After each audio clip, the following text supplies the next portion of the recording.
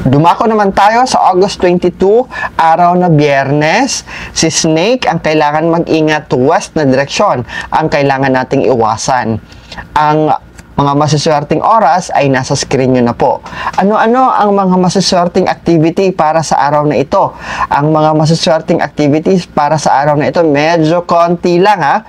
Medyo konti lang. Ito ay ang pag-aalay ng sakripisyo, paliligo sa dagat. Maswerte ang araw na ito na pumunta kayo to cleanse yourself, to cleanse your external aura, to cleanse your external aura, lalong-lalo na kung nararamdaman mo sa sarili mo na pahirapan ang pasok ng pera. Ligo kayo ng dagat, ha? Maswerte ang araw na ito. Pag-i-install ng mga bagong biling appliances ay maswerte rin sa araw na ito. Ang kailangan nating iwasan sa araw na ito ay ang pagpapakasal o kasalan, taking legal action. Kung may mga kaso kayo, maghahabla kayo sa korte, at today, August 22, ay hindi maswerte para dyan.